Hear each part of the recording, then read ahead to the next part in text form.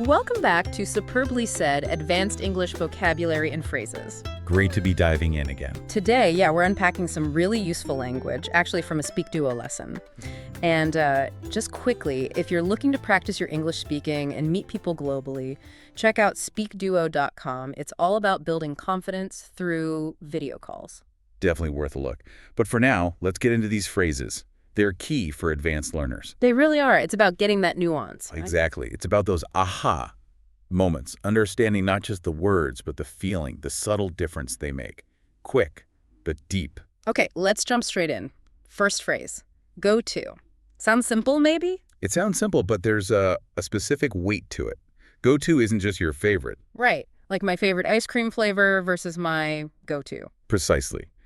Your favorite is just personal preference. Yeah. Your go-to, though, that's your reliable, dependable default. It's the one you choose because you know it works, it's convenient, it gets the job done without fuss. Ah, okay, so it implies reliability. Like if I tell my boss, this software is my go-to, it sounds stronger than it's my favorite. Much stronger. You're vouching for its effectiveness, its consistency. You trust it. It's not just taste, it's proven. Got it. So, an example. This cafe is my go-to spot for weekend brunch. It means I count on it for a good meal every time. Perfect. Or think about an IELTS-style question. You might be asked, what is your go-to comfort food? And you'd say, Something like, definitely pasta with homemade tomato sauce. It's that reliable thing you turn to. and in a work context. You could ask a colleague, facing a tight deadline, what's your go-to strategy for staying focused? You want their tried and tested method, not just some random idea. Makes sense. Yeah. Okay, next phrase is quite descriptive. Slathered and lathered. Oh yeah, this one paints a picture. Slathered and lathered means covered really generously with something, often like creams or lotions. So not just a little bit. No, not at all. The key nuance here is the abundance. It's thorough. You're fully coated. It's different from just being, say, wet or having a light application. Right, so if I just put a dab of lotion on, that's not being slathered. Not really, no. Think more. Immersion, like the example. She was slathered and lathered in sunscreen before heading to the beach. You can almost feel that thick layer. Exactly. Or maybe someone asks you, have you ever been completely slathered and lathered in something? And a good answer might be, Yes, at a spa, they covered me in a mud mask. It conveys that total coverage. Or even, after a tough workout, I love to be slathered and lathered in muscle balm. Generous application. okay, clear. Let's move from lotions to routines. Morning ritual. Right, morning ritual. This refers to a fixed set of activities you do regularly in the morning. Fixed is the key word there. Absolutely. It's not just a casual habit you sometimes do, or, a vague intention like, I'll try to wake up early. A ritual is stable, repeated, it's structured. So different from just a morning routine, which could be more flexible. Yeah, I'd say so. A routine might change day to day, but a ritual implies something more consistent, almost non-negotiable for you, like a personal ceremony to start the day. Okay, my example sentence. Reading the news with my coffee is part of my morning ritual. If I skip it, I feel off. That's it, exactly. It sets the tone. So someone asks, do you have a morning ritual you never skip? You might say, Yes, I always meditate for 10 minutes. It highlights that specific, crucial, repeated action. It's often linked to productivity or well-being, building that foundation. very useful. Now, shifting gears to social skills. To read the room sounds important. Oh, it's crucial. To read the room means understanding the emotions, the mood, the general vibe of a group of people. It's more than just looking around. Much more.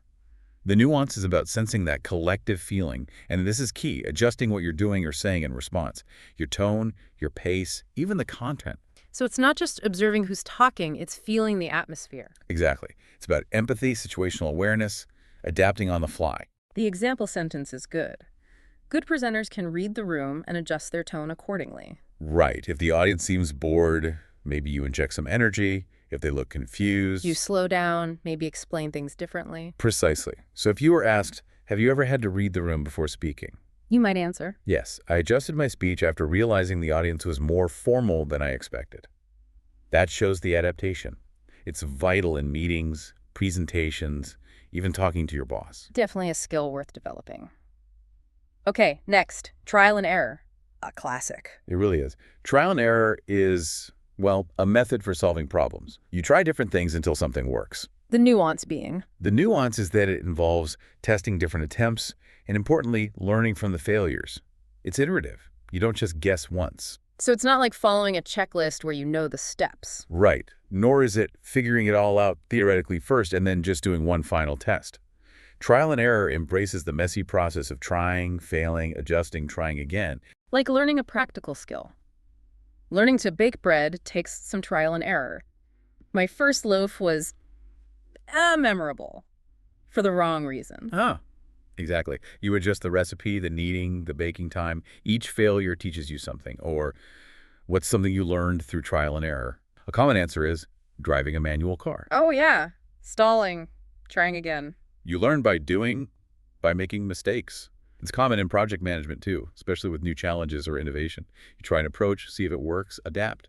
Very practical. Now for something a bit heavier. To bear the brunt of something. Yes, this phrase relates to negative consequences. Yeah. To bear the brunt of something means to suffer the worst part, the most intense impact of something negative. So it's not an equal sharing of difficulty. No, the nuance is that one person or a group absorbs the largest share of the worst of it directly. They take the main hit, while others might be affected less severely. It's not about deflecting. It's about absorbing the impact. Okay. Like the example, small businesses often bear the brunt of economic downturns. They might struggle more than big corporations. That's a perfect illustration. Or on a personal level, who usually bears the brunt of the chores in your household? And the sample answer? Honestly, my mom bears the brunt of it because she's the most organized. It implies she does the majority of the hard work. In a team scenario, the development team really bore the brunt of the unexpected delays. They faced the biggest consequences. Got it. Okay, shifting to style. The effortless look. Ah, the effortless look. This describes a style or appearance that seems natural and not overdone. Seems being the key word. Definitely. The nuance is that it appears polished and natural without looking like a lot of work went into it. It's not necessarily truly effortless, but it looks that way. So it's different from just being casual. Casual might look genuinely low effort, maybe even a bit messy. Exactly. An effortless look is still polished, chic, put together. It just hides the construction. It's that I woke up like this ideal, even if it took ages. Right. She always has such an effortless look, even at formal events. It looks naturally stylish. That's the idea. So if asked, how would you describe an effortless look in fashion? The answer is? It's when someone looks stylish without seeming to try too hard. It conveys sophistication. And, this can apply beyond fashion to a presentation that flows smoothly or a workspace that looks naturally organized. Interesting extension. Okay, almost there. Next is to run out the door. Pretty common one. Very common. To run out the door means leaving quickly. But the nuance is because you're in a rush, usually because you're late or on a tight schedule. So it's not just leaving quickly because you're efficient. No, it implies urgency, haste, probably because you're behind schedule. If you just leave quickly, fine. If you run out the door, you're probably stressed. We've all done it. I was running out the door when I realized I forgot my phone. That frantic moment. Absolutely that feeling. So, when was the last time you had to run out the door? A likely answer. This morning, because I overslept. It explains the rush. Think daily commutes, tight deadlines. Yep, definitely relatable. And our final phrase, bring life back to something. Sounds positive. It is very positive. Bring life back to something means to restore freshness, energy, vitality. The key being restoration. Exactly. The nuance is about renewing something existing, making it feel lively or vibrant again. Yeah. It's not replacing it. And it's not just a temporary fix or cover-up. It's genuine revitalization. Like giving something a second chance. A new coat of paint can bring life back to a room. Same room, but feels fresh and new. Perfect example. Oh. Or what's something you've brought life back to recently?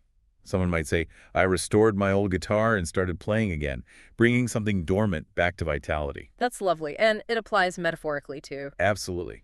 You can bring life back to team morale, a stale project, even an old skill you haven't practiced. It's about injecting new energy. Fantastic set of phrases. Understanding these subtle differences really can boost your communication. It absolutely does. It helps you be more precise, more impactful.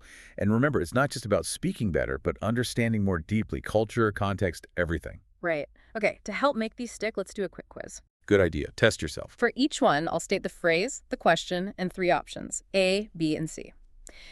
Feel free to pause the deep dive if you need a moment to think. Yeah, take your time. Okay, first up is go-to.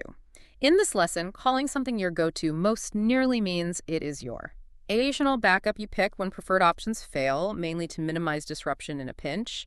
B, dependable default you choose because it consistently works across everyday situations without fuss. Or C, first experimental option you try when testing new approaches before evidence supports them widely. All right, the correct answer for go-to is B, dependable default you choose because it consistently works across everyday situations without fuss. Right. Remember that go-to brunch spot or go-to comfort food. It's the one you rely on because it consistently delivers. Exactly. Next, slathered and lathered. Here, being slathered and lathered most nearly means being A, lightly dabbed with a small amount of product to avoid residue during the day. B, thoroughly scrubbed to remove any product buildup before applying a serum again. Or C, generously covered with creams or lotions so the skin is fully coated overall. The correct answer for slathered and lathered is C, generously covered with creams or lotions so the skin is fully coated overall. Yeah, think of being totally covered in sunscreen or that spa mud mask, full, generous coating. That's slathered and lathered. Okay, next up, morning ritual. A morning ritual in this context most nearly refers to A, fixed set of actions you repeat each morning as a stable, personal routine. B, loose intention to start early while remaining flexible about tasks and sequence. Or C, series of mood-based choices guided by how urgent the day's schedule feels. The correct answer for morning ritual is A, fixed set of actions you repeat each morning as a stable, personal routine. That's the one. It's that fixed, stable set of actions, like reading the news with coffee every single morning, your non-negotiable start. Perfect. Now for to read the room. To read the room most nearly means to A, assess the practical setup, such as lighting and acoustics before beginning a talk. B, sense the group's mood and adjust tone, pace, or content in response. Or C, track who speaks most so you can balance participation with timed prompts. And the answer for to read the room is B, sense the group's mood and adjust tone, pace, or content in response. Yes, it's all about sensing that atmosphere and adapting, like the good presenters we talk about, reading the emotional temperature. Okay, next phrase, trial and error. Trial and error most nearly describes a method of A, testing different attempts and learning from failures until a workable solution emerges. B, following a validated checklist precisely to minimize uncertainty at every step. Or C, deriving a solution theoretically first and confirming it once with a final test. The correct answer for trial and error is A, testing different attempts and learning from failures until a workable solution emerges. Exactly. Learning to bake, driving stick shift. It's that process of trying, maybe failing, learning, and trying again until you succeed. Right. Now, to bear the brunt of something. If someone bears the brunt of something, they most nearly A, share responsibility evenly, so no single person absorbs too much pressure overall. B, deflect early difficulties to others to protect resources for later stages. Or C, absorb the worst impact or largest share of a negative effect directly. The correct answer for to bear the brunt of something is C, absorb the worst impact or largest share of a negative effect directly. Remember the small businesses in a downturn or the person doing most of the chores? They take the biggest hit. They bear the brunt. Got it. Next, effortless look. An effortless look most nearly means a style that A, uses elaborate steps and visible detailing so the preparation appears intentional. B, appears natural and polished without seeming overworked or heavily constructed. Or C, leans casual to the point of appearing deliberately undone for contrast. And the answer for effortless look is B, appears natural and polished without seeming overworked or heavily constructed. That's the one. It looks natural and easy, stylish, but not like you tried too hard, even if you secretly did. Huh. Okay, final question. Bring life back to something. To bring life back to something most nearly means to A, restore freshness, energy, or vitality so it feels renewed and lively again. B, replace it entirely with a new version rather than repairing what already exists. Or C, cover flaws temporarily so it appears improved without changing its condition. The correct answer for bring life back to something is A, restore freshness, energy, or vitality so it feels renewed and lively again. Just like that fresh coat of paint, reviving a room, or restoring your old guitar. It's about revitalization, bringing it back. Well done if you got those right. And even if not, hopefully that helped solidify the meanings.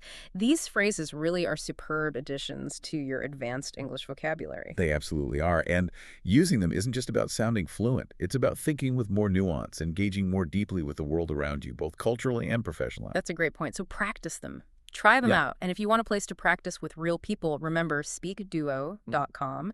Meet people, build confidence on video calls.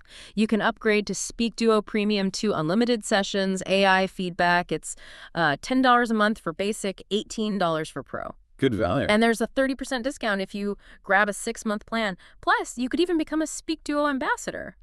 Lots going on there. Definitely worth checking out. And maybe a final thought for you to consider. Go on. As you start using these phrases, think about this. How do they change not just what you say, but how you actually perceive things?